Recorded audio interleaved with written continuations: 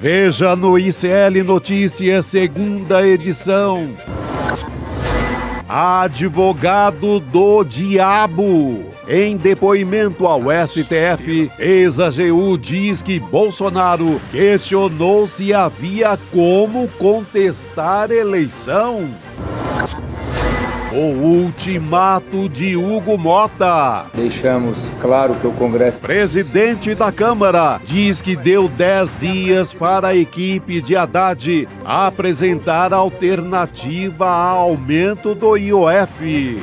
Não temos nenhum problema em corrigir rota, desde que o rumo traçado pelo governo seja mantido. No contra-ataque. Tá com medo? Após sofrer ataques machistas, Marina Silva decide processar senadores. Ponha no teu lugar. Vossa Excelência, a palavra. Isso, presidente! O ICL Notícias, o jornalismo verdade, está no ar.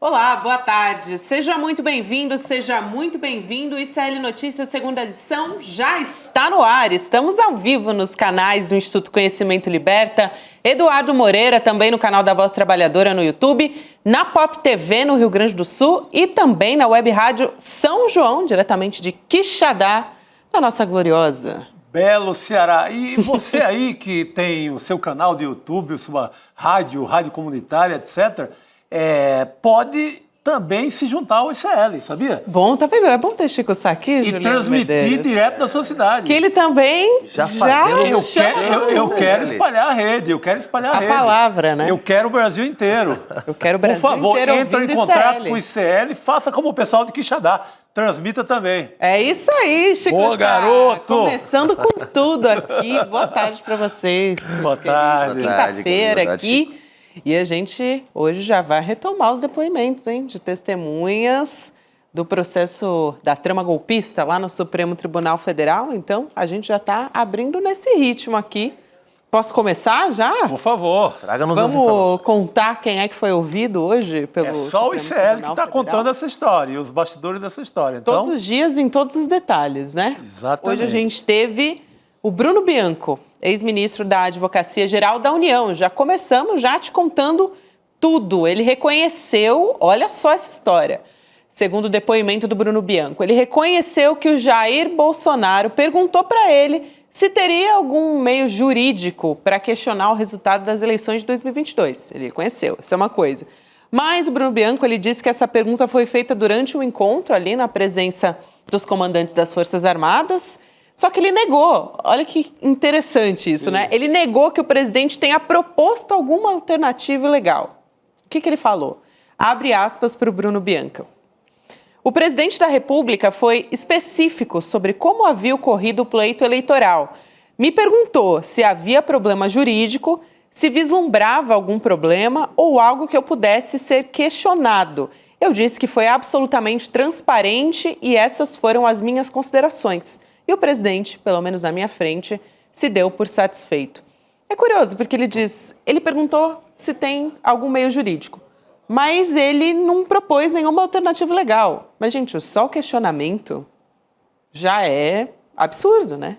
De um presidente da República. Não, e primeiro, Gabi, que ninguém vai convencer que o Bolsonaro se deu por satisfeito ouvindo o advogado-geral da União concluindo que ele tinha perdido a eleição. Todo mundo sabe que o Bolsonaro ficou semanas e semanas fuçando, levantando dúvidas sobre o resultado das eleições, né, trazendo laudo falso, como aconteceu com aquela empresa Voto Legal, quer dizer, passou meses tentando achar. Imagina se ele ia falar com o AGU ia responder para ele que não havia forma de questionar a eleição e ele ia se dar por satisfeito. E a segunda coisa, né, Chico, acho que é mais importante, quer dizer, eles estavam buscando meios de cobrir de legalidade o golpe que eles estavam tramando. Assim como aconteceu em outros momentos da história do país, ruptura constitucional não é também uma farra, né? Tem que cobrir de legalidade, tem que fazer de conta de que tem razões, tem que buscar a aprovação da comunidade internacional. Em 64 foi assim.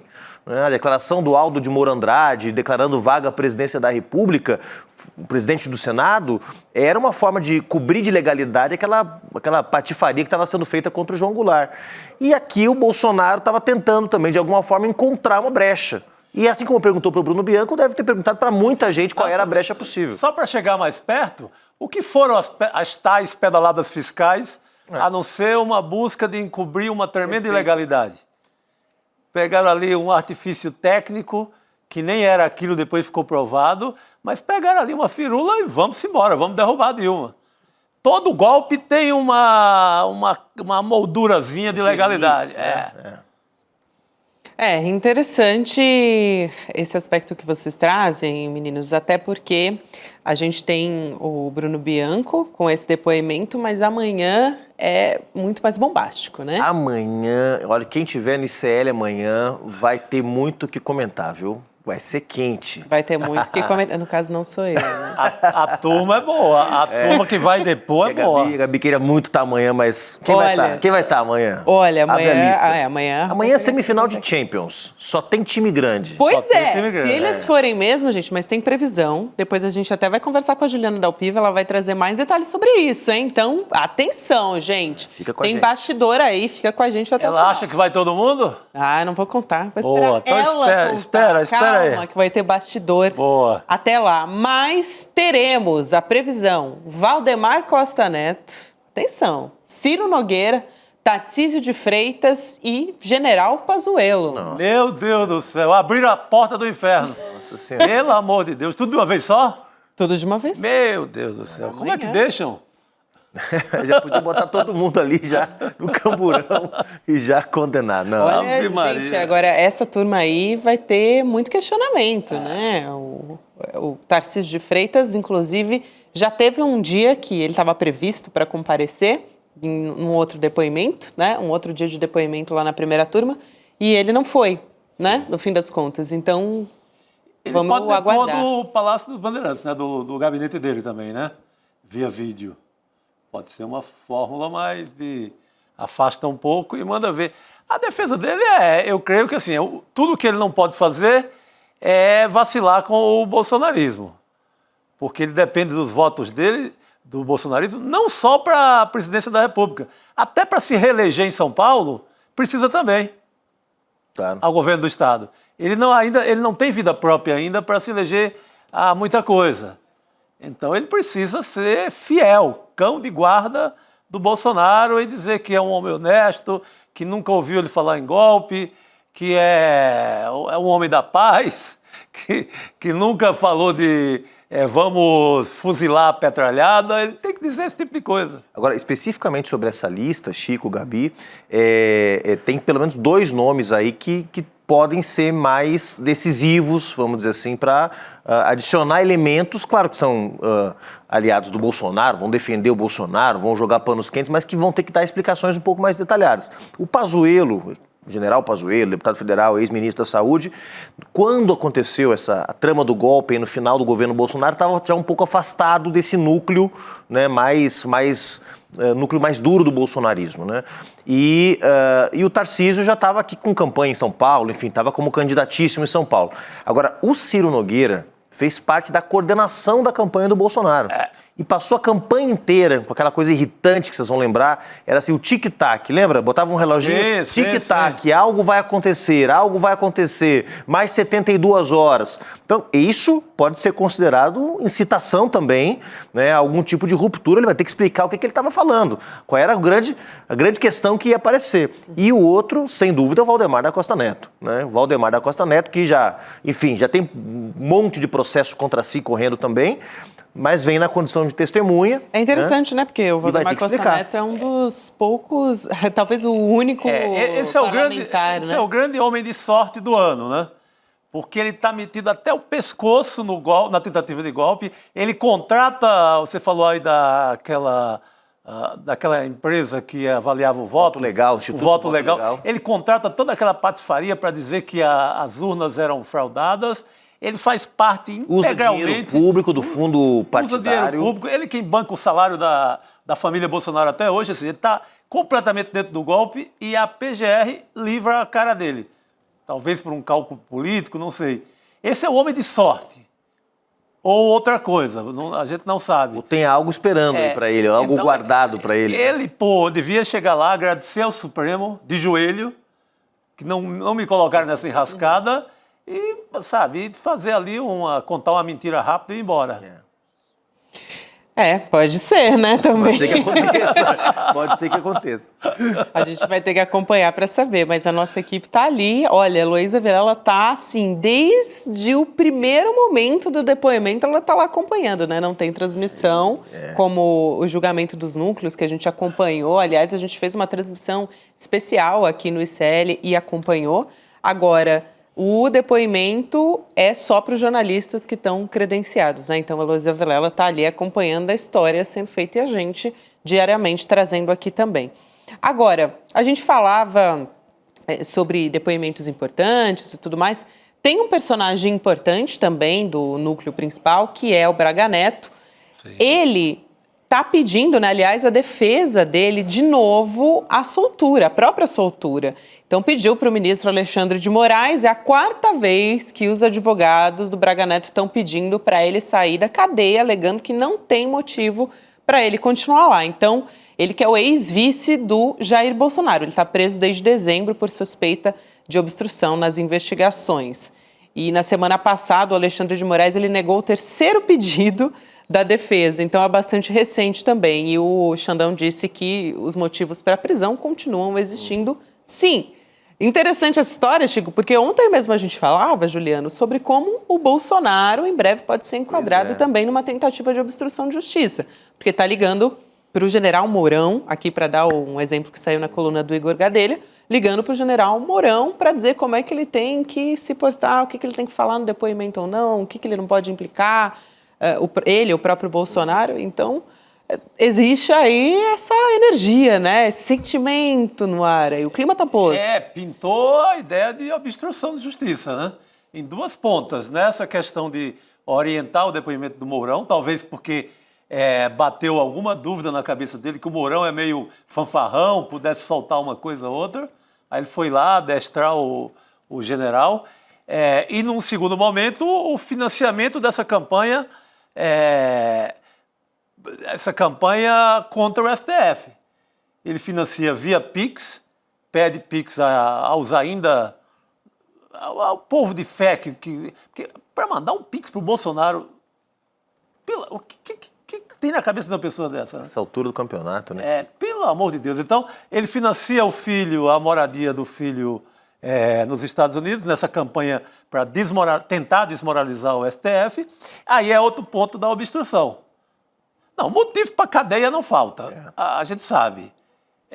Aquela coisa de Brasília, que um segura do lado, outro segura do outro, aí o Temer liga, agora não, e vamos segurando, é só isso.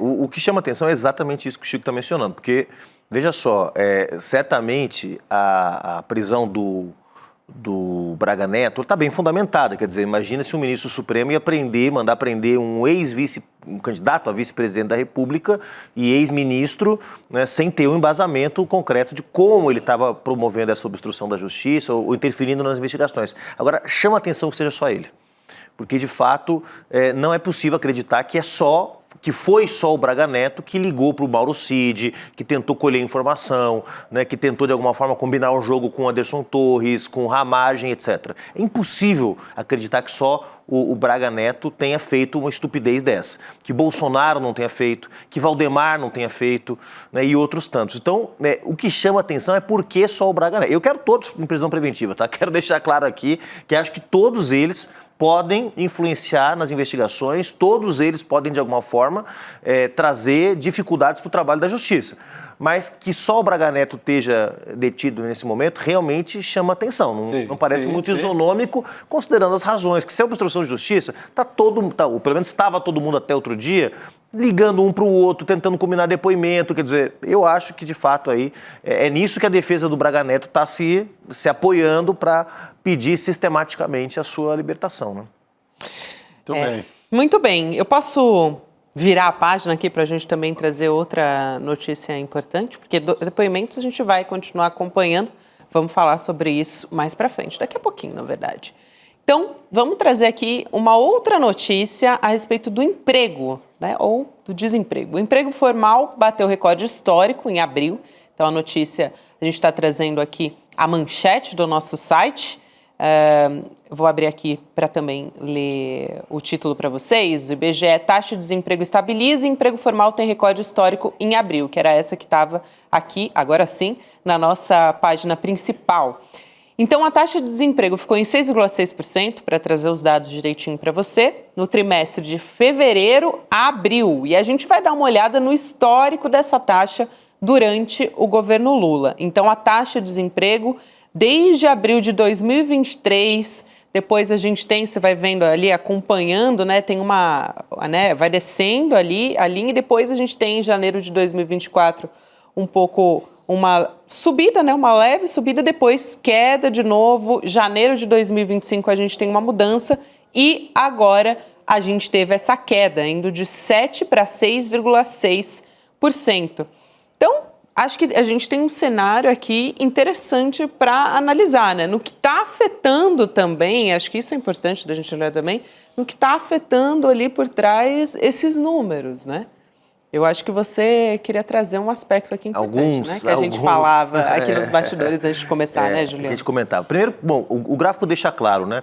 A queda do desemprego tem a ver diretamente com a retomada do investimento público, né? O governo pôde dispor no primeiro ano, com aquela PEC da transição, 145 bilhões de reais que foram disponibilizados no orçamento.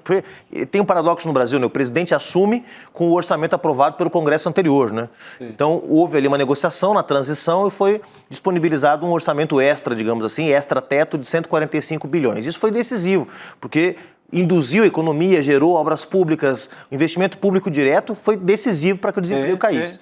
Né? E isso é muito positivo porque o Bolsonaro retraiu durante os 3 anos, os 4 anos, na média, o investimento público.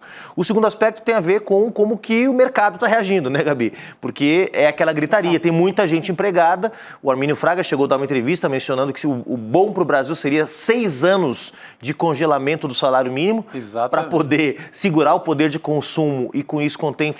Essa loucura dos economistas neoliberais de que sempre os mais pobres, o país, né, não pode crescer porque se crescer gera inflação e aí a taxa de juros vai lá para cima. A única solução que o mercado tem para conter a inflação é taxa de juros a juros estratosféricos, o que arrebenta o investimento privado, tem impacto direto sobre o consumo, sobre o crédito, sobre uma série de outros aspectos. E que não podemos deixar de falar também, os números são muito bons, mas nós ainda temos, exatamente no intervalo de fevereiro a abril, né, a gente levantou esse dado antes de vir para o ar aqui, uma informalidade alta. Nós temos quase 40% da força de trabalho no Brasil informal, né, sem carteira assinada. 37,9% a taxa de informalidade, quase, isso, né? No trimestre encerrado em abril, isso aí. Então, um dado que realmente também chama atenção, porque isso tem a ver também com a qualidade dos empregos. Né? Tem muita gente empregada no Brasil, mas tem muita informalidade, e essa informalidade também baixa a remuneração, muitas vezes, traz consigo uma série de incertezas sobre o futuro e faz com que as pessoas não estejam tão felizes assim com o cenário econômico quanto poderiam estar, o quanto já estiveram em cenários semelhantes a esses no passado. Que é uma tendência desde a reforma trabalhista do governo Temer, né? Essa taxa de informalidade. Quando o Temer rasga qualquer ideia de trabalho formal, né, com a reforma dele... E com a lei das terceirizações também. Né? E a lei de terceirização, que foi aprovada na sequência. Então, ali ele escancara, abre a porteira para essa informalidade toda.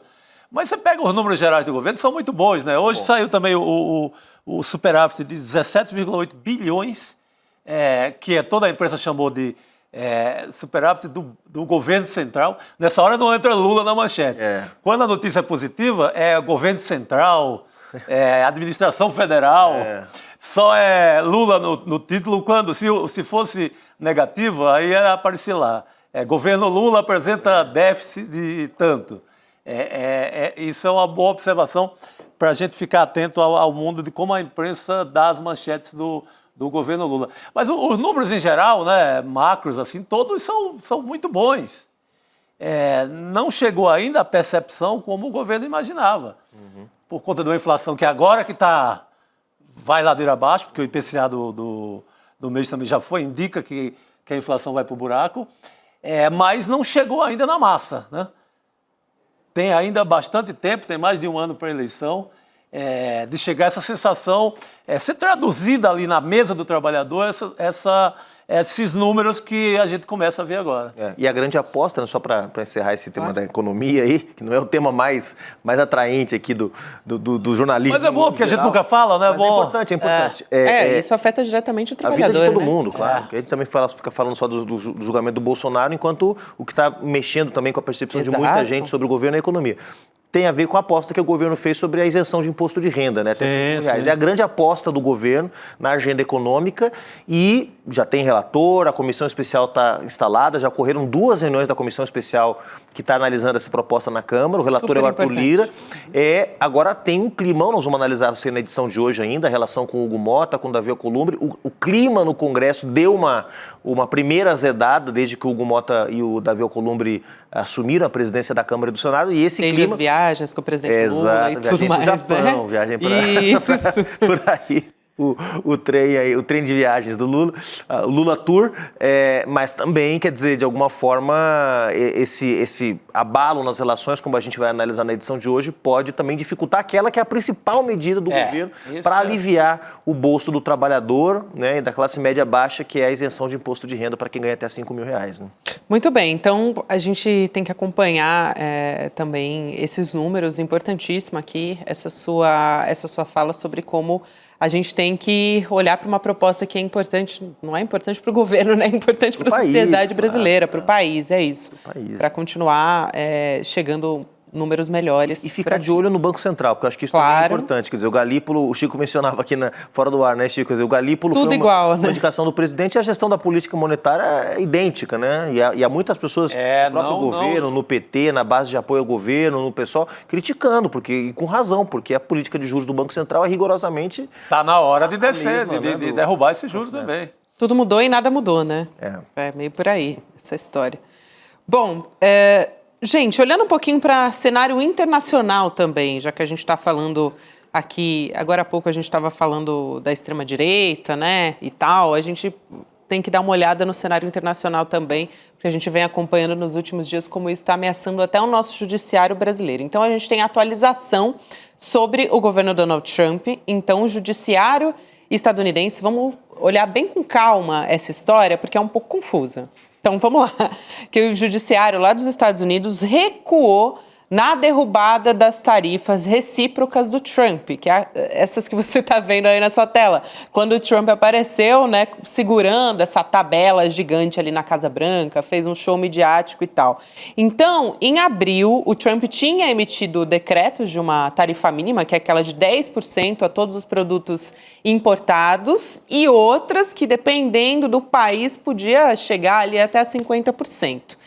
E aí, segundo o Tribunal de Comércio Internacional, o presidente Donald Trump teria abusado da autoridade dele, parece bem claro isso, né, para impor as tarifas via decreto, algo que deveria ser decidido ali, aprovado pelo Congresso, né, não uma decisão de cima para baixo, como foi feito. A atualização de agora, é aí que está o negócio, é de que um tribunal federal dos Estados Unidos aceitou o recurso do Donald Trump e aí reestabeleceu o tarifaço. Então, com isso, a decisão sobre as tarifas foi temporariamente suspensa. Esse é o cenário agora das tarifas que a gente ficou ali um tempão nesse vai e vem do Donald Trump e teve aquele show midiático todo, principalmente, né, colocando essas decisões de cima para baixo, essa queda de braço com a China, para depois amansar quando a China falou ali de igual para igual com o Donald Trump, né, Juliana? Voltaram a valer, portanto, as tarifas, né, tinham sido suspensas e agora voltaram a valer. Eu acho que o mais importante... Derrubou a derrubada. Derrubou a derrubada, a volta dos que não foram. O mais importante, eu acho, Gabi, Chico, nossa audiência, é que começa a se desenhar uma coisa que a gente viveu no Brasil também, que foi esse conflito entre o judiciário e o governo Bolsonaro. O judiciário, em algum momento, né, por razões que a gente conhece, né, os conflitos envolvendo ali o gabinete do ódio, ataques a ministros do Supremo, etc. e tal, estabeleceu-se uma dinâmica de freios e contrapesos mais ou menos eficiente, já que o Congresso Nacional estava aliado ao Bolsonaro por conta do orçamento secreto, estava sequestrado, não, estava comprado pelo Bolsonaro por conta do orçamento secreto, e o Judiciário, o STF, sobretudo, foi fundamental para ir colocando certos limites, né? Abriu uma investigação sobre o gabinete do ódio, vazou o vídeo da fatídica reunião que mostrou como é que funcionava o governo Bolsonaro por dentro, começou a cobrar explicações. Nos Estados Unidos, isso ainda não está consolidado, ou seja, não há uma posição clara de que o judiciário vai enfrentar as medidas autoritárias do Donald Trump, né? E, nesse momento, é a grande pergunta que se faz. O judiciário americano, que tem uma estrutura diferente da nossa, inclusive com juízes eleitos na primeira instância, promotores eleitos, tem uma estrutura judicial bem diferente. Os estados têm muito mais autonomia do que os estados no Brasil, por exemplo, em comparação com o governo federal. Mas a grande expectativa é se o judiciário americano vai ter força para conter, né, as barbaridades que o Trump tem feito contra os imigrantes, contra as universidades, na taxação de outros países, na perseguição a minorias. Ou seja, nesse momento, o Donald Trump tem uma agenda ultra-autoritária que não encontra muita resistência nos Estados Unidos. Então, a pergunta é se o judiciário vai ter força, né, Chico, para colocar um limite, né? Eu creio que só com a possível queda de popularidade, o judiciário vai começar a ter um poderzinho maior. Mas até agora ele atropela. Ele passa por cima. Os juízes que tentaram fazer qualquer coisa em relação aos migrantes, por exemplo, ele passa por cima, consegue outra liminar mais adiante e processa o juiz. Ele está tentando eliminar também toda a voz contrária. Então eu creio que só numa queda de popularidade que a gente vai começar a ver resultado diferente. É preocupante isso, né? Porque a mensagem que fica é que o Trump está acima da lei, no fim das contas, né? Tá, né? E que a lei está refém da opinião pública, como disse o Chico, né? Porque isso, enquanto o cara tem aprovação, ninguém entra na briga com ele, né? É muito grave, né? Porque, na verdade, a justiça passa a ser também, como outras dimensões do poder, um espaço que está à mercê daquilo que o humor do momento determina, né? E tem um outro aspecto dessa história aí, que são as Big Techs. A gente vem falando sobre a influência das Big Techs, né, ali, e o governo Donald Trump, a relação disso tudo. Só que tem uma história que é ruim para o Donald Trump, né? Que nessa quarta-feira, quem pulou fora do governo Trump, do barco do Donald Trump, foi o Elon Musk, conselheiro, líder do Departamento de Eficiência Governamental, o DOGE. Então, já era esperada essa saída, porque era temporária essa participação do Elon Musk no governo Trump, né? Só que a questão é o seguinte, o Elon Musk, ele saiu dizendo que está decepcionado com a lei orçamentária do Donald Trump. Tá triste. Olha, eu acho que é um indicativo muito forte. Esse cara não ia pular de um barco que tivesse dando certo. Ele ia ficar por dentro. Ele ia dar um jeito, né? E ganhar mais grana. Ele alega que a corporação toda dele, comercial, está indo para o buraco. Tem caído a venda dos carros, de tudo. Ele alega essa desculpa ali quase particular. Mas isso é indicativo que o Titanic já avistou a geleira. Pulou do barco criticando, né? Porque simplesmente se tivesse afastado, olha, vou retomar meus negócios, vou ajudar o Trump de fora do governo, mas abandonou o barco criticando, né? O que é também um indicativo. Agora, sabe quem que jamais abandonaria o barco desse L? Rodrigo Viana. Esse não. Esse é fiel, esse é da Fiel. De jeito nenhum. Eu tô aqui no aquecimento, o professor mandou, tirei o colete, já tô aqui na beira do campo. Esse é da Fiel, cara. Pode vir, Posso pode vir. vir? Tá liberada aqui a nossa troca oficial. Atropelei o diretor aqui. Sai Juliano Medeiros, entra Rodrigo pra Viana. Tá? Pazuello, Tarcísio e mais todo mundo que vai estar no Amanhã tá Amanhã é quente. dia. Obrigada, até amanhã. Valeu, querido. Bem-vindo, boa tarde, Rodrigo Viana. Boa tarde Aliás, de novo. agora que já virando boa noite, né? Quando vira o reloginho da entrada do Rodrigo Viana, vira boa noite. Boa noite, estou aqui me preparando aqui, seguindo aqui o nosso roteiro. O roteiro que vai ser atropelado pelos fatos, como claro. como é bom no jornalismo, né? A gente falava aqui de Donald Trump, mas a gente já vai voltar a olhar novamente para o Brasil. Exatamente. Posso trazer aqui já o nosso próximo... Nosso convidado. Isso, nosso convidado e o tema a ser discutido aqui. Vou trazer um pouco de contexto. O presidente da Câmara, Hugo Mota, tá jogando gasolina naquele incêndio do IOF. Então presta atenção aqui com a gente. O que o Hugo Motta publicou nas redes sociais dele, anunciando que deu um ultimato de 10 dias no governo Lula para apresentar alternativas contra esse aumento. O presidente da Câmara, Hugo Motta, disse que não tem clima para impedir a derrubada do projeto. Então, vamos lá para a publicação do Hugo Motta nas redes sociais, que está aí na sua tela. Ele diz o seguinte: me reuni ao lado do presidente do Senado, Davi Alcolumbre, ministro Fernando Haddad, a ministra Gleisi Hoffmann e líderes. Reforcei a insatisfação geral dos deputados com a proposta de aumento de imposto do governo federal e relatei que o clima é para a derrubada do decreto do IOF na Câmara. E ele segue dizendo: combinamos que a equipe econômica tem 10 dias para apresentar um plano alternativo ao aumento do IOF. Algo que seja duradouro, consistente e que evite gambiarras tributárias só para aumentar a arrecadação, prejudicando o país. E aí ele não mencionou essa disputa sobre o IOF, mas quem respondeu foi o presidente Lula, hoje saindo em defesa do ministro Fernando Haddad. Então, prontamente lá, ele esteve no Paraná, num evento, e ele disse que o Haddad está fazendo um trabalho de reconstrução e que isso leva tempo. Então, vamos assistir essa fala do presidente Lula e a gente volta a conversar? Vamos lá. Esse país estava destruído. O Haddad, que é o ministro da Fazenda, ele sabe como é que nós encontramos a Fazenda. Ele sabe como é que nós encontramos esse país administrada da forma mais irresponsável possível. E consertar isso leva tempo. Às vezes, para fazer uma obra nova, a gente gasta menos tempo do que a gente reformar uma coisa que está estragada, uma coisa velha. Vou chamar aqui o nosso convidado agora, o líder do PT na Câmara, Lindbergh Farias. Deputado, obrigada por aceitar nosso convite. Seja muito bem-vindo.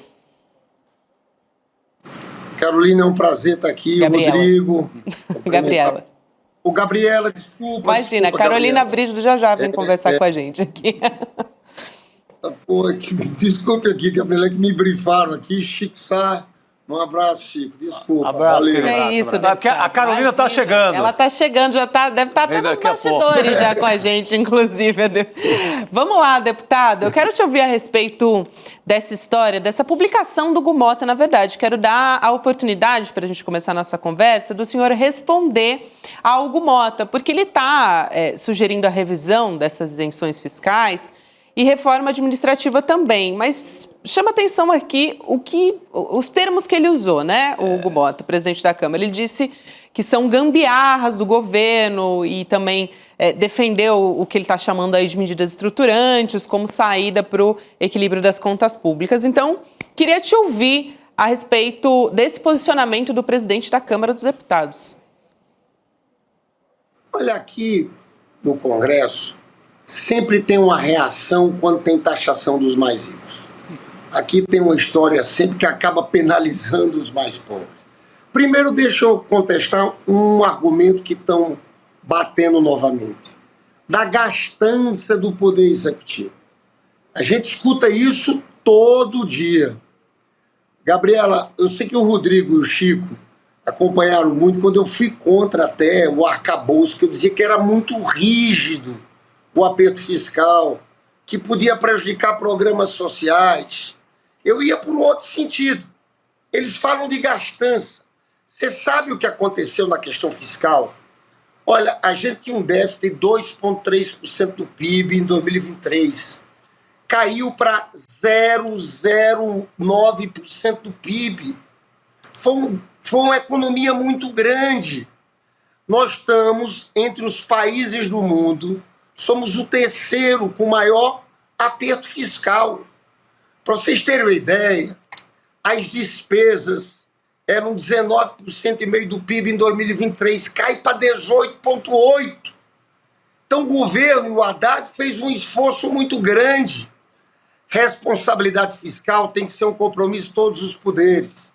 Eu me lembro que foi aqui nesse Congresso que votaram o PS e ampliação da desoneração para as grandes empresas. Isso tem um impacto fiscal. Ninguém fala dos altos salários do Poder Judiciário. Tem desembargador ganhando 500 mil e agora ainda é processo que a empresa não pode dar. Da quantidade de emenda parlamentar que existe. Então, veja, eu vejo uma reação grande em cima do IOF, que a gente sabe que é um imposto regulatório, tem um impacto fiscal, mas é em cima de poucas pessoas. E dizem o seguinte, o governo tem que cortar gasto.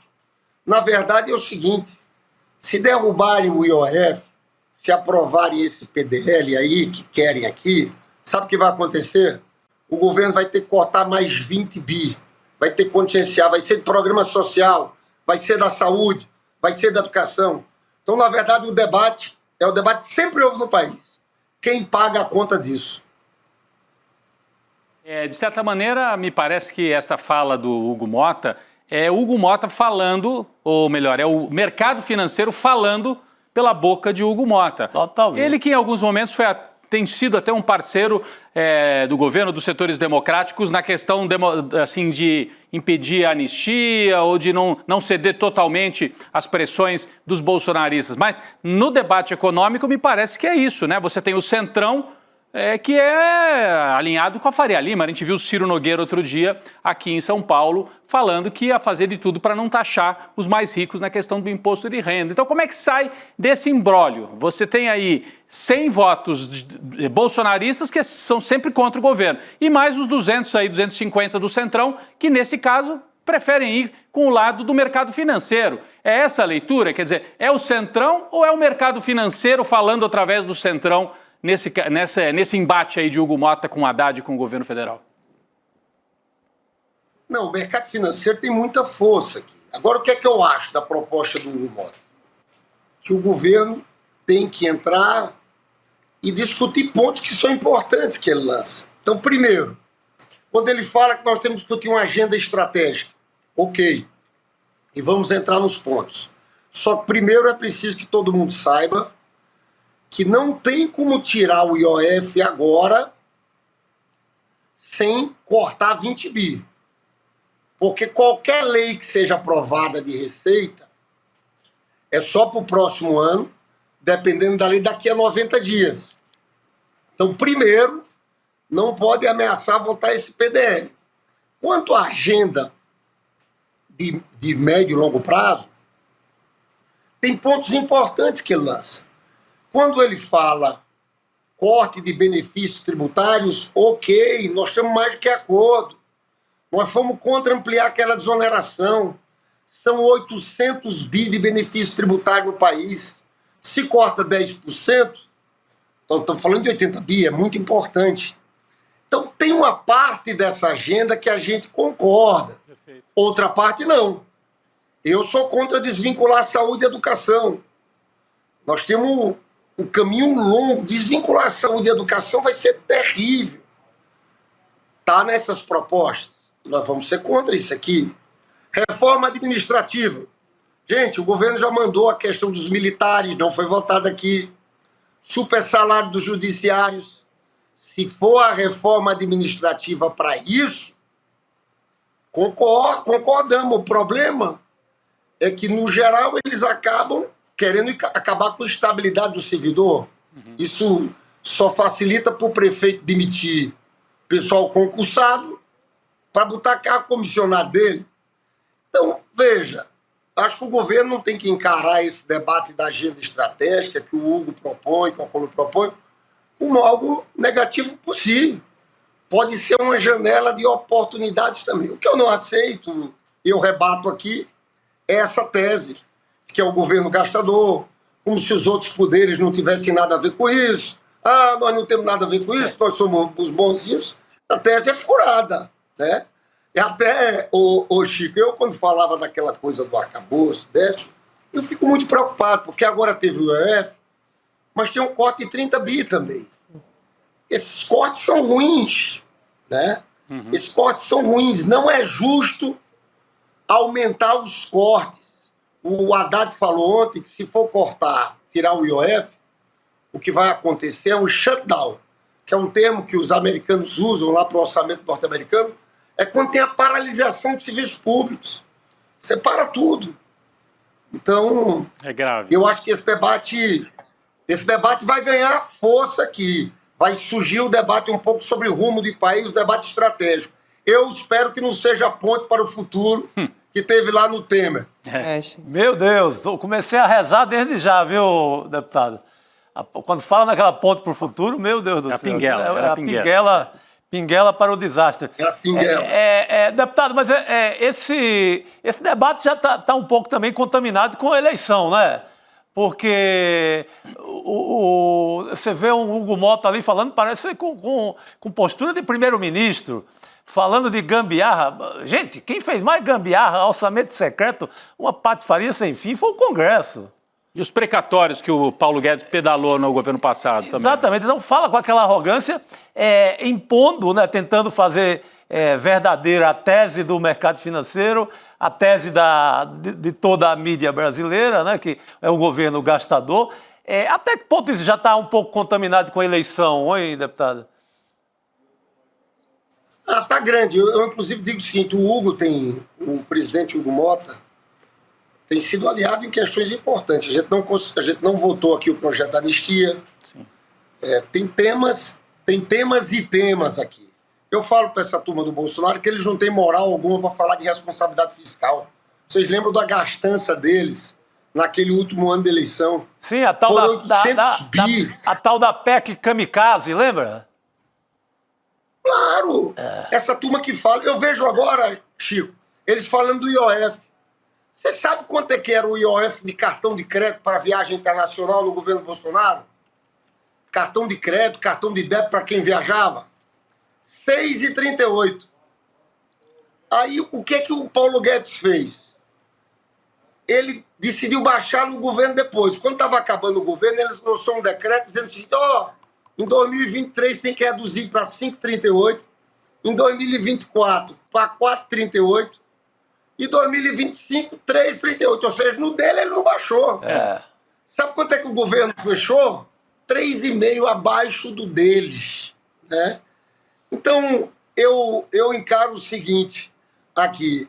São tantos temas que existem aqui, nesse tema e a eleição chegando. Vocês estão vendo aqui o episódio do Eduardo Bolsonaro, né? É uma crise muito grave. Eu fui intimado pela Polícia Federal, vou depor segunda-feira, porque eu entrei com a representação contra Eduardo Bolsonaro por traição nacional, Sim. por golpe continuado de Estado e abolição do Estado Democrático de Direito, porque, veja bem, qual a diferença em quem entrou com a pedra no Supremo Tribunal Federal depredando e quem está fora do país, achincalhando o Supremo, articulando sanções contra ministros de um poder independente. Você sabe o que o procurador fez? Abriu o inquérito. Diz que está havendo coação no curso do processo. Ele está fazendo isso para proteger o pai dele. E intimou o Bolsonaro, o Eduardo Bolsonaro, e me intimou, Rodrigo. Eu estou tendo o maior prazer. Eu estou preparando um dossiê da conspiração internacional do Eduardo Bolsonaro, com cada movimentação dele nos Estados Unidos, mentindo sobre o Brasil, falando que vivemos aqui uma ditadura, e quero apresentar na Polícia Federal segunda-feira. É a primeira vez que a gente tem um grupo político organizado no país, porque nem os integralistas de Plínio Salgado, que eram fascistas, eu não conheço na história alguém que defenda os interesses de uma outra bandeira dos Estados Unidos, aquele boné do Trump, Sim. à frente dos interesses nacionais, cara. O Eduardo Bolsonaro gravou um vídeo, Rodrigo, dizendo o seguinte, que está procurando autoridades americanas para sugerir que imigrantes brasileiros presos sejam transferidos para a prisão do Bukele em El Salvador. Sim, exatamente. É isso que a gente está vendo aqui. Agora, deputado... Isso tudo se mistura na véspera da eleição. Exatamente, se mistura, e eu queria aproveitar, tem um assunto de ontem para hoje. O Jair Bolsonaro também, pessoalmente, vai ter que responder nesse caso aí que o senhor levantou. A Procuradoria levou adiante e agora virou uma investigação oficial lá no STF, que é o caso do Eduardo Bolsonaro atacando as instituições brasileiras. Mas tem outro episódio. Jair Bolsonaro conversou por telefone com uma testemunha, com Hamilton Mourão, senador, ex-vice-presidente. O senhor acha que tem motivo, deputado Lindbergh, para uma prisão preventiva? Ontem o Chico Sá comentava isso aqui, a Gabi também. uma prisão preventiva, se fala disso em Brasília, ele passou o sinal, ele ultrapassou o sinal, não só usando o filho para atacar o judiciário, mas agora diretamente no telefone com uma testemunha, talvez atrapalhando o processo também. Olha, se a gente for olhar o direito, ele tem que ser preso. O motivo de prisão preventiva, maior motivo de prisão preventiva é você atrapalhar uma investigação, conversar com a testemunha. A informação que eu tive é que o procurador-geral estava bravíssimo e estava pensando em tomar essa atitude. Pode ser que tenha um cálculo político, entendeu, Chico? E, ó, ele já vai ser julgado, é conveniente ele ser julgado, vir as provas, aquela operação punhal virado, as pessoas se convencerem. Mas se fosse pela questão estritamente jurídica, ele era para ser preso. Não tem dúvidas alguma. Tem mais de um motivo aí. Tem mais de um. Mais de um motivo. Dois, pelo menos, aí, Gabi. Pelo menos ligar para a testemunha, aliás, né, ligar para a testemunha que vai prestar depoimento minutos antes no Supremo Tribunal Federal me parece motivo suficiente para se levantar desse questionamento. O Braga Neto está preso por obstrução da justiça, preventivamente, é um general. Isso agora há pouco. Exatamente. Se o Braga Neto pode ir preso, o Jair também pode. Agora, tem esse cálculo político que o deputado citava, né, Chico? Exatamente. Não, eu acho que já sabe que ao final ali, sei lá, setembro, outubro, ali pegando os cálculos do Cacai, que entende muito de Supremo, já sabe que vai dar na condenação. Tem essa polêmica dos diabos em torno do Alexandre de Moraes, que é ditador e etc. Então, deixa correr e espera a condenação, em vez de uma prisão preventiva agora. Quero muito agradecer aqui a presença do deputado Lindbergh Farias. Deputado, um prazer, um abraço e até uma próxima. Obrigado. Até uma próxima. Valeu, pessoal. Obrigado, querido. Boa noite. Aliás, acho que é uma oportunidade para a gente perguntar para Carolina Brígido, já que ela está chegando aí, sim, não é emendou mesmo? o assunto na hora certa. Carol, boa noite para você, querida.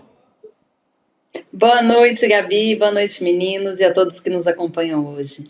Carol, vou aproveitar e pegar uma carona, porque a gente está levantando tanto esse questionamento aqui a respeito do Bolsonaro. Eu sei que teve depoimento hoje do Bruno Bianco, importante também a gente falar a respeito disso, mas está se levantando esse questionamento sobre a postura do Bolsonaro, né? Ligar antes, por exemplo, para o Hamilton Mourão, antes de prestar depoimento.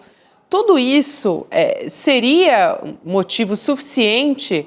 Lindbergh Farias também até citou outro motivo aqui, mas seria motivo suficiente, de repente, para o STF entender que poderia prender o Bolsonaro, ou até, como é que você disse ontem, Chico, colocar a tornozeleira, foi esse o termo. Fica em casa ali, vendo Sessão Coruja, né?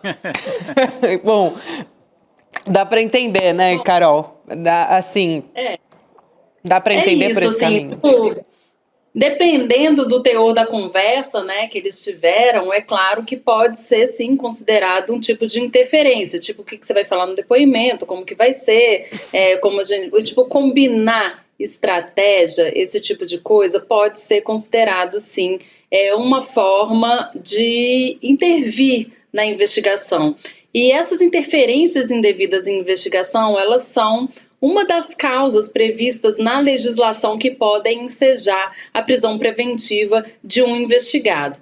Agora, a gente já viu tanto comportamento ali fora das quatro linhas por parte de Jair Bolsonaro ao longo dessa investigação e antes que ela tenha acontecido também, tantas ofensas que ele desferiu contra o Supremo Tribunal Federal e seus integrantes, muitos motivos que em outros casos, né, em casos de outras pessoas, ensejaram a prisão e no caso de Bolsonaro não.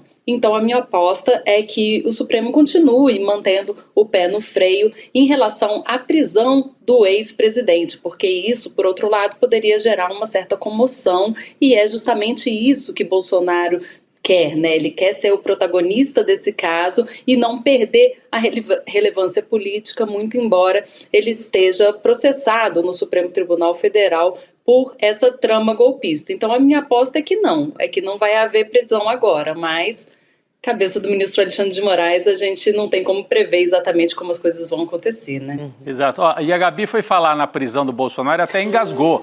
E ele está engasgado em parte até agora, viu, Carol? A maldição, né? Você fala essa palavra. Mas assim, queria então trazer o próximo tema aqui que a Gabi traria para a gente discutir, mas para a Carol especialmente, é o depoimento de hoje. O ex-ministro da AGU, Bruno Bianco.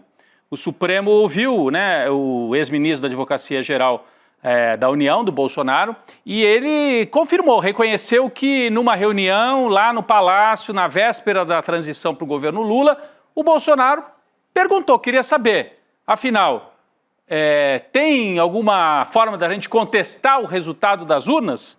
Ele não foi tão incisivo, não abriu uma crítica duríssima ao ex-chefe dele, mas confirmou que a reunião existiu e confirmou que o Bolsonaro estava muito interessado em questionar as urnas, né? Isso está na transcrição do depoimento dele de hoje. Era um Bolsonaro, naquele momento, monotemático.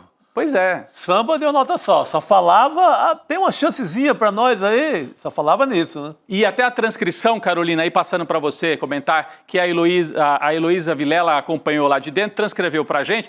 Até o Bruno Bianco disse assim, olha, eu até achava que a gente ia falar de transição de governo, mas ele de pé ali na reunião queria saber, temos como questionar as urnas? Então, de certa maneira, isso também vai ajudando a montar esse quebra-cabeça. Como é que você viu esse depoimento, né, de uma confirmação de que o Bolsonaro chamava as pessoas lá para falar desse assunto no Palácio?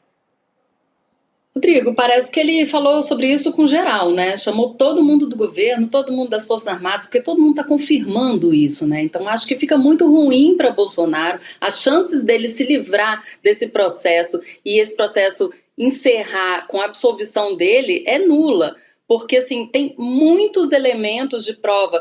É importante também a gente frisar que um depoimento só, ele não tem força suficiente para levar alguém à condenação. Agora, uma série de depoimentos que falam todos a mesma coisa, que todos guiam para o mesmo caminho, ou seja, que Bolsonaro estava sim muito preocupado com essa temática, que ele estava tramando um golpe, nesse caso era uma forma de se manter no poder, muito embora tivesse sido derrotado nas eleições de 22. Então esse depoimento de Bruno Bianco sozinho não teria força nenhuma. Agora ele, dentro desse quebra-cabeça, junto com outras tantas pessoas que integravam o governo Bolsonaro e que comandavam Forças Armadas, né, comandaram o Exército, a Aeronáutica, a Marinha não, né? A Marinha a gente sabe que se bandeou para o outro lado. Mas assim, quando a gente vê que todas essas pessoas estiveram com Bolsonaro em reuniões e nessas reuniões eles abordaram, né, o presidente abordou esse golpe, então fica muito difícil para o ex-presidente sair dessa de boa. Carol, a gente começou a falar hoje aqui na pauta de amanhã, né? Amanhã tá quente, porque tem só estrela, né? Tem o Tarcísio de Freitas, tem o Pazuello, tem mais o... Tem o Tarcísio Valdemar da Costa Neto. Valdemar da Costa Neto. Então é um dia quente. Você já tem a confirmação se esse povo vai comparecer, vai falar por vídeo, ou vai... Ciro Nogueira também, né? E o Ciro Nogueira. Ou vai tentar dar um migué e deixar para depois e etc. Seguinte, teve uma desistência, tiveram duas desistências. Opa. O Bolsonaro desistiu do depoimento do Pazuello e também desistiu do depoimento do Gilson Machado, que era o ministro do Turismo de Bolsonaro, aquele que tocava sanfona em alguns vídeos. Tocava muito mal, mas tocava. Tocar. Enfim, de todo modo, essas pessoas não vão participar e eu acho que a grande estrela do dia vai ser Tarcísio de Freitas, né? Ele foi chamado para ser uma testemunha de defesa de Jair Bolsonaro. Jair Bolsonaro colocou ele ali no rol de testemunhas de defesa, justamente porque o nome de Tarcísio de Freitas figurava ali no Palácio da Alvorada em reuniões com Bolsonaro naquela época em que ele estava justamente tramando um golpe de Estado. Então, em outras ocasiões, Tarcísio de Freitas já deu declarações públicas isentando o ex-chefe dele de qualquer trama golpista e o que se espera é que ele faça o mesmo perante o Supremo Tribunal Federal. Qual a importância desse movimento de Tarcísio de Freitas, da presença dele amanhã perante o STF? Na verdade, o Tarcísio tá ali na vez, né? Tá ali no banco de reserva. Bolsonaro continua convicto, né? Só ele está convicto de que ele vai poder se candidatar em 26, Mas se a inelegibilidade dele persistir até a eleição do ano que vem, que é o mais provável que aconteça, não existe caminho jurídico para ele se eleger hoje, né, se candidatar hoje, então Tarcísio de Freitas seria uma das opções de Bolsonaro para entrar como candidato a presidente da República. Quando ele chega lá e essa imagem dele defendendo o Bolsonaro, dizendo que Bolsonaro não fez nada disso, é claro que ele se cacifa mais para essa vaga nas urnas em 26 e se consolida, né, como um nome ali importante, um defensor do bolsonarismo que faz isso, inclusive, perante o STF. Esses depoimentos estão todos acontecendo por videoconferência, um telão que fica lá na sala da primeira turma do STF e que fica sendo transmitido esses depoimentos que estão sendo conduzidos pessoalmente pelo ministro Alexandre de Moraes, numa situação totalmente atípica. Normalmente, no Supremo Tribunal Federal, os ministros delegam para os juízes auxiliares de seus gabinetes a condução dos depoimentos para instruir esse tipo de ação. Carol, você resumiu bem e até trouxe o quadro, a gente consegue imaginar isso, né? A sala, o telão e tudo. É um teste também para o Tarcísio.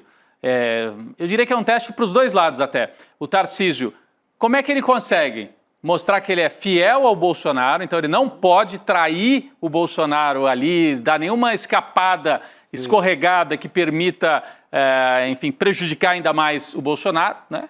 Então ele vai jogar para empatar, vai negar que o Bolsonaro tenha tratado de golpe. Mas ao mesmo tempo, como é que ele consegue fazer isso sem ofender, sem entrar em choque com os ministros? Porque o ministro Alexandre de Moraes foi duro com algumas testemunhas em alguns momentos, né? Aldo Rebelo, a gente viu, quando começa a querer fazer muita teoria, até com alguns militares que começaram a falar, né? Bom, o senhor é testemunha aqui, o senhor não faz perguntas, o senhor responde.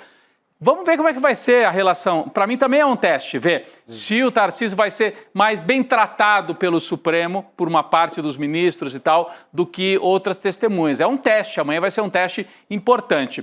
Mas eu queria só trazer também que eu acho que o Valdemar da Costa Neto é o outro que é super importante de ser ouvido. Porque ele foi indiciado pela PF e a Procuradoria deixou o Valdemar de fora da lista na última hora.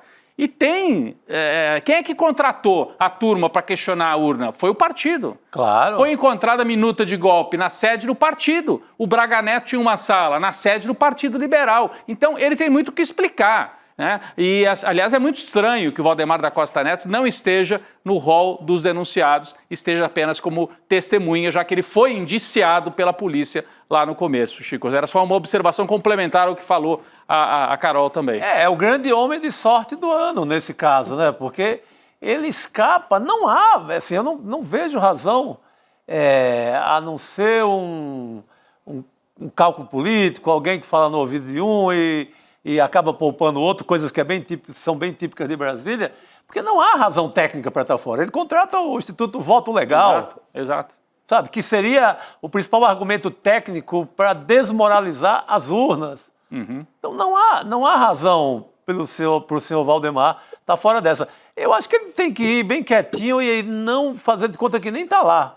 Porque vai e alguém reconsidera, ele passa a ser investigado como réu. Há essa possibilidade de quem está só como testemunha, dependendo de uma declaração, Carol, vira também denunciado? Ele é obrigado a dizer a verdade, né, como testemunha. Ou né? é só se ele vacilar, se ele conta alguma coisa que não é verdade? O Valdemar merecia ir para essa condição. O que acontece? Assim, Valdemar, a gente sabe que é um Highlander da política, né? O sujeito foi condenado lá no Mensalão, cumpriu pena, depois voltou, comanda hoje o Partido Liberal de Jair Bolsonaro, era o presidente do partido enquanto foi contratada aquela pesquisa, aquela auditoria para poder questionar a veracidade das urnas e atacar a credibilidade das urnas eletrônicas, e tá aí, nem réu ele virou nesse caso. Então, assim, ele tem que ir pianinho, tem que ir bem quietinho, porque, claro, se ele desacatar algum tipo de autoridade, se desacatar ali o ministro Alexandre de Moraes, ele pode ir preso. Investigado, ele vai ser só se ele contar alguma coisa que implique a ele mesmo, e aí o Procurador-Geral da República teria que oferecer uma denúncia específica contra Valdemar Costa Neto. O Supremo Tribunal Federal não pode transformar alguém em investigado, em réu, de próprio punho. Precisa de uma iniciativa do Procurador-Geral da República, Paulo Gonet. Então, se ele for bem quietinho e confirmar tudo que ele tem dito até agora, ele consegue se safar de mais essa. É por aí. Bom, acho que agora é recuperada a minha voz aqui. Opa! Agora sim! Tive um exposed da tosse ao vivo. Abemos Gabriela de novo. Recuperada aqui. Ela voltou. Queria aproveitar também para mudar um pouco amanhã. A gente tem esses depoimentos, pelo menos a expectativa desses depoimentos super importantes aqui e que são chave nesse julgamento. Mas, Carol, eu queria mudar um pouco a pauta para trazer mais uma vez a discussão que gerou a misoginia e também o racismo contra a Marina Silva, lá no Congresso Nacional, né, durante a participação dela na Comissão de Infraestrutura do Senado. Então, a ministra de Meio Ambiente decidiu entrar agora com ação judicial contra os senadores. São o Plínio Valério, do PSDB do Amazonas, aqui para dar nome aos bois, e Marcos Rogério, do PL de Rondônia. A Marina ainda está vendo se ela vai protocolar, né, Carol, essa ação em nome dela ou então do Ministério do Meio Ambiente, né, ou pela rede, que é o partido dela. A federação, a Rede PSOL, decidiu que vai acionar o Conselho de Ética do Senado, que é também uma outra frente aí importante, né, contra os dois parlamentares que eu já comentei aqui, o senador Plínio Valério e também o Marcos Rogério, por quebra de decoro. A gente falou sobre isso desde o dia 1, né? Assim que a gente viu a cena, a gente falou, gente, isso é quebra de decoro parlamentar, né? Claramente. Mas eles podem, se eles forem condenados nesse caso, até perder um mandato, Carol, ou não?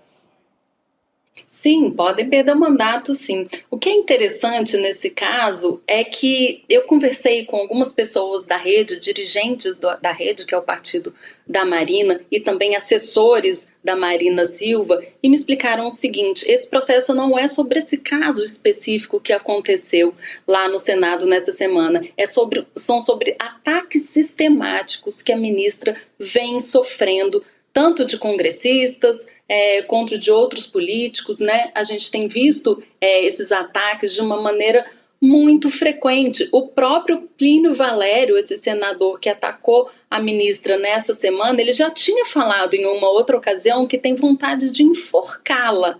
Então, assim, são coisas muito graves e os crimes que eles estão apontando, o grande problema é o seguinte: quando você entra com uma ação no judiciário dizendo que é um crime contra a honra, injúria, calúnia ou difamação, isso de alguma forma pode ser protegido pela imunidade parlamentar. Então, o que se cogita agora é que eles sejam processados por racismo, por misoginia, por machismo. Então, são crimes que seriam penas muito mais duras e que a chance de condenação de uma forma mais rígida, uma resposta do judiciário mais a contento para esse tipo de prática, seja mais provável. Esses caminhos jurídicos ainda estão sendo estudados, tanto o foro que essa ação vai ser ingressada e também os crimes que serão reunidos ali na ação. Então, a equipe da Marina está trabalhando nesse assunto e nos próximos dias deve vir, sim, uma ação judicial.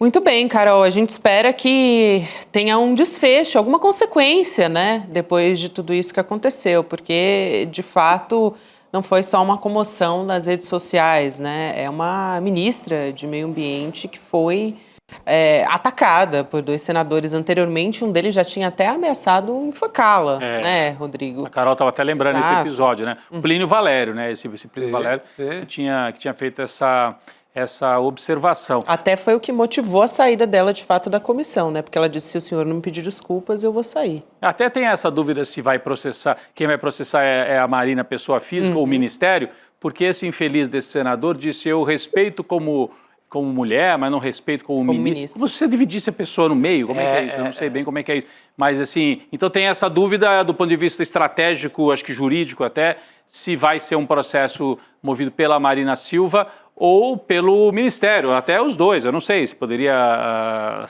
os dois atuarem em conjunto. Fora a frente política, né, de pedir algum tipo de providência contra esse senador que é reincidente, esse Plínio Valério, né?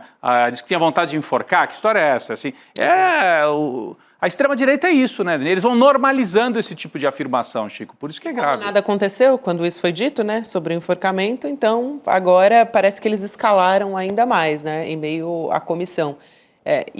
Justamente eu acho que a intenção desses senhores era constranger, desgastar a imagem da ministra, mas o efeito está sendo bastante contrário, ainda bem. Não, e outra coisa que acontece, assim, só uma avaliação, quando você pega todas as pesquisas eleitorais, resultado eleitoral de 22 e as pesquisas até hoje, quem é que pode derrotar o bolsonarismo? As mulheres. As mulheres. É o voto das mulheres. Agindo assim, eles estão mantendo isso e até aprofundando essa impressão, mesmo quem não é de esquerda, quem não é PT, quem nem tanto gosta do Lula, mas olha quem é que está do outro lado. E a mulher que assiste isso não precisa de muita explicação, eu imagino, né, Carol, para entender o que é do outro lado, esse tipo de fala, né? Eu não sei, até o testemunho, a gente ouviu aqui a Vivian falando no primeiro dia, a nossa apresentadora de manhã, a Gabi. Eu queria ouvir você também sobre isso, assim, o que sente uma mulher jornalista quando vê aquilo? Você tem que entrevistar depois, às vezes, o senador, né? Então, deve dar uma aflição, assim, eu não sei que tipo de revolta que isso provoca,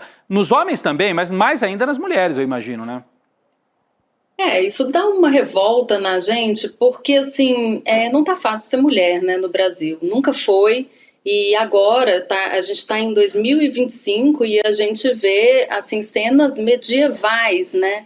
Não só públicas, mas também da vida privada. Se a gente vê a quantidade de mulheres, independente da classe social, que sofre algum tipo de violência na rua ou dentro de casa, os números são impressionantes. E isso não acaba, assim, para os jornalistas, né, para as jornalistas, para as pessoas que exercem atividade política e para as pessoas que não estão, assim, tão na vitrine. A gente também, como jornalista, Gabi também vai poder dizer, a gente sofre muito tipo de preconceito, muito tipo de ataque e muitas vezes a gente tem que engolir, porque como a gente reporta as notícias, né, a nossa profissão é reportar a notícia, muitas vezes a gente fica tentando sair ali da vitrine para não ser a gente mesmo a notícia. Mas olha, tá difícil no Brasil.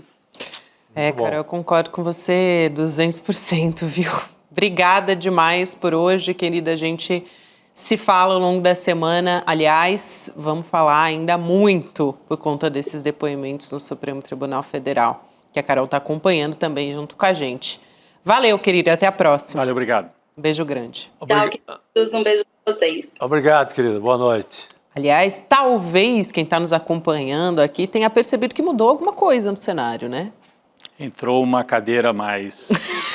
Esta cadeira está à espera de alguém. Ocupada agora. Tom, hein? Que tom. Que tom. Para dar um suspense. Assim. Um suspense a lá Sargentelli. Lembra do programa da Sargentelli? É porque eu dei um pouquinho de spoiler, né? Eu vou ter que fazer um meia-culpa aqui, mas eu não disse que seria presencial. Essa parte a gente só vai descobrir agora.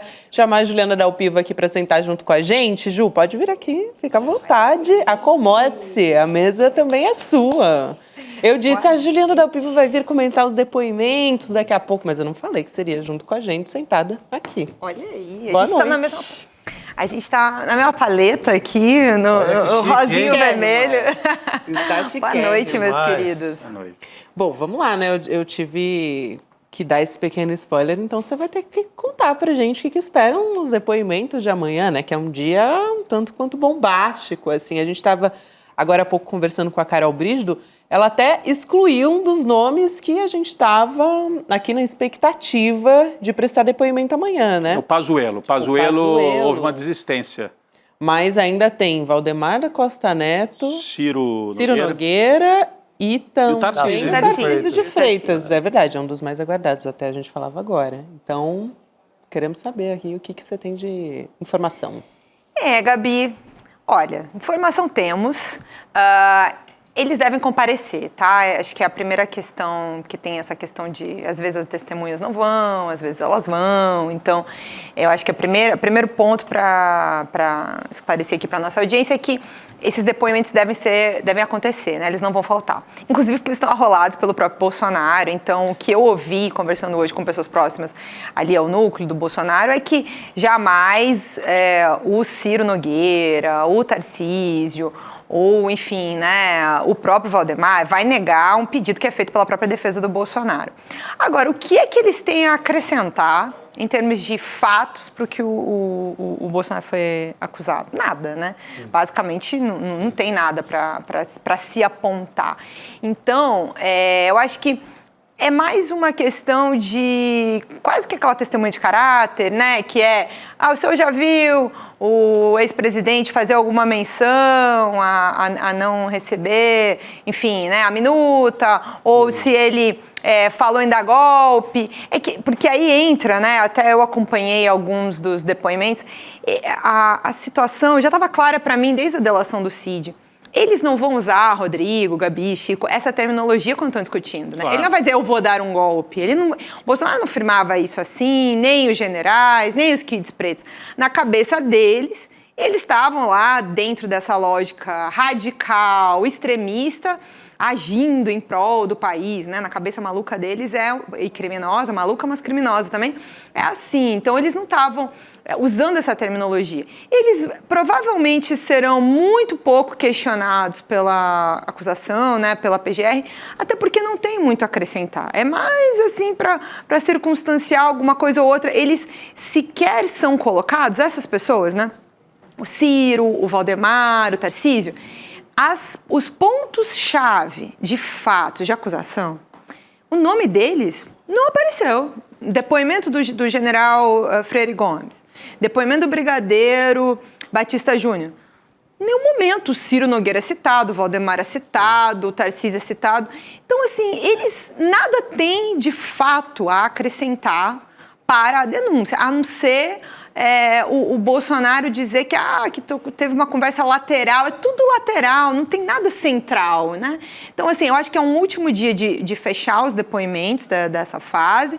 E a grande expectativa, na verdade, sabe, Gabi, é pela liberação dos vídeos. Os depoimentos foram gravados desde do início dessa coleta. Vão ser liberados esses vídeos, Juliana? Olha, eu fiz essa apuração, estou fazendo, Chico, desde que anunciaram a lista de testemunhas, porque eu, particularmente, desde que a denúncia foi protocolada, estava esperando pelo depoimento do brigadeiro e do general, que considero os dois depoimentos mais importantes. E que, assim, uma coisa na polícia, né, repetir isso perante o Supremo para que conste dos autos, para a sentença, né, para a condenação, é um passo muito importante. Então, eu tenho dúvida, Rodrigo, se vai liberar o vídeo, se vai liberar a transcrição na íntegra, né? Mas eu acho que sequer deve ter dado tempo de transcrever até esse momento. E acho que há uma pressão pública muito grande.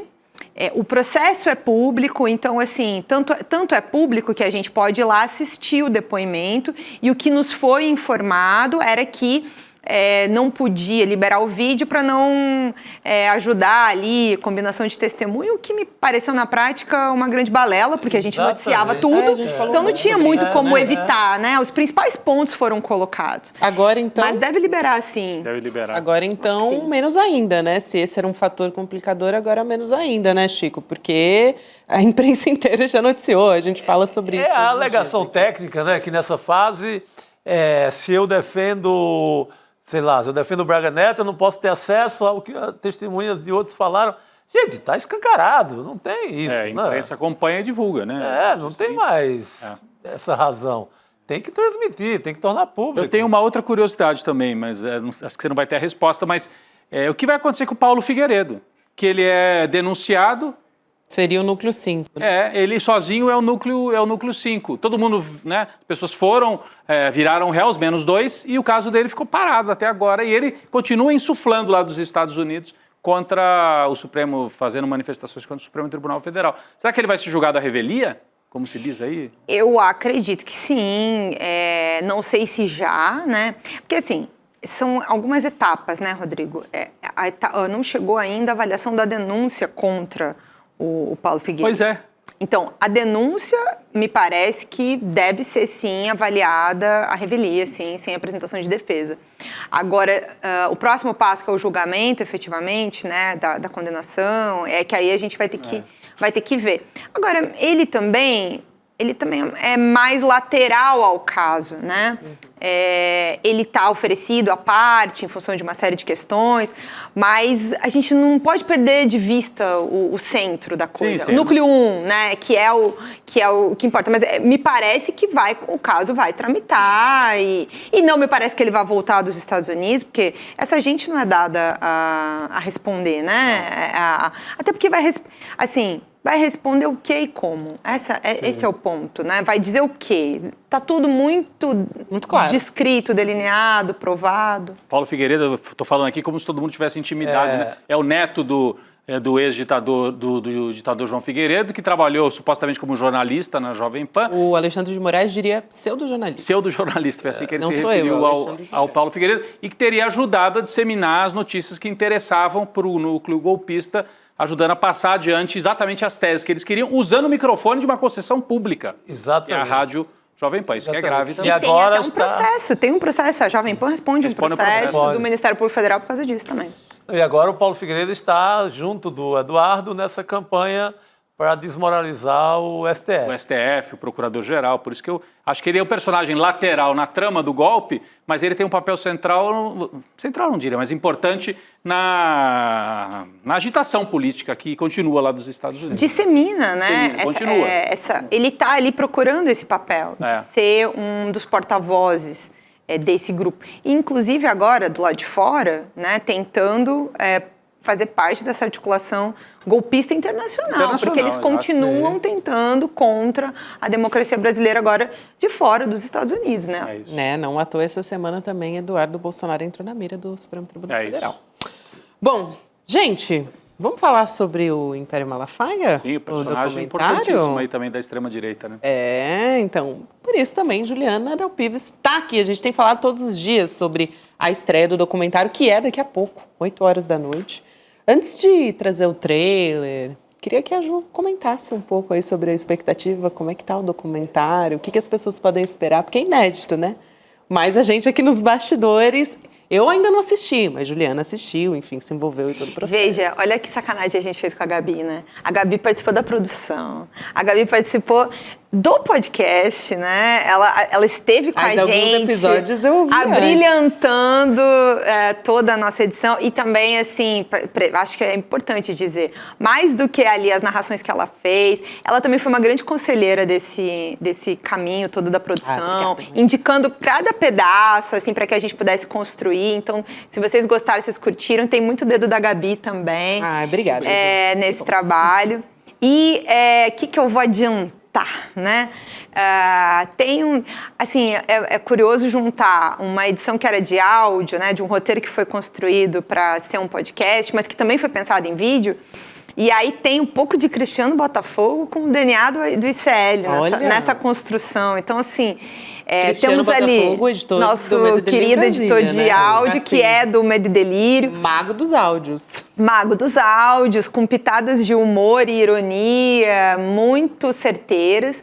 Mas a gente também tem uma coleção de imagens muito interessante para fazer com que as pessoas compreendam de onde veio este homem que se apresenta hoje, né? Um pastor que quer jogar o grande jogo da política brasileira, que está financiando manifestações extremistas, da onde vem o dinheiro que ele construiu para si próprio, para construir o seu império, o seu patrimônio, e o seu patrimônio financeiro, mas também o seu patrimônio político, porque ele construiu um nome em torno desse império da fé, né? Ele tem hoje uma representação muito importante junto a um numeroso grupo da população brasileira. E ele puxa para si isso, né, Gabi?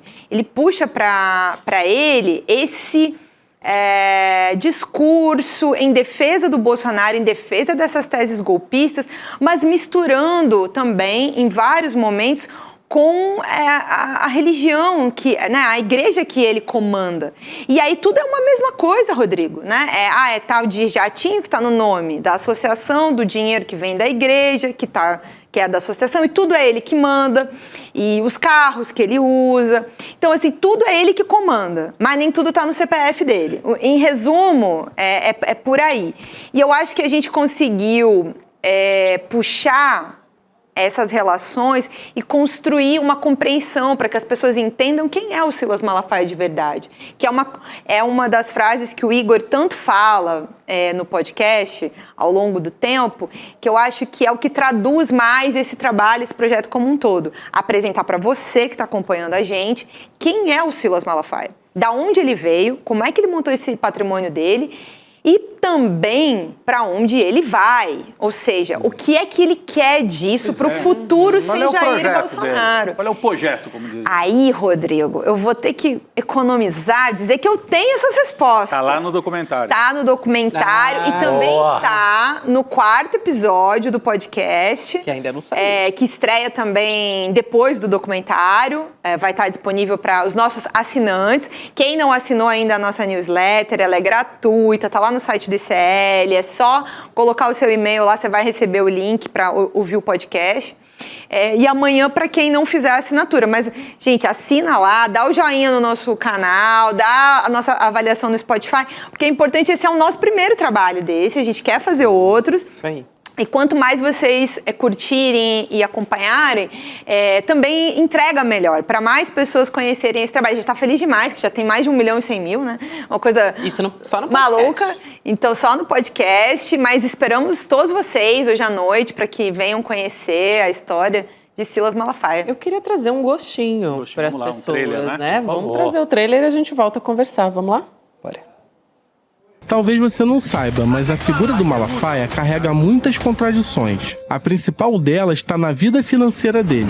Os relógios Rolex, os carros importados, o jatinho e tantos outros detalhes mostram um típico milionário. Mas os documentos que eu reuni contam uma história bem diferente. A mágica que o pastor executa é a seguinte: borrar a linha que separa o que é dele e o que é da igreja.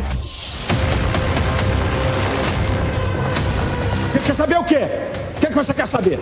Como o Malafaia deu esse salto em direção à extrema-direita e como ele deixou de se portar como um homem de aparência simples para viver uma vida de milionário.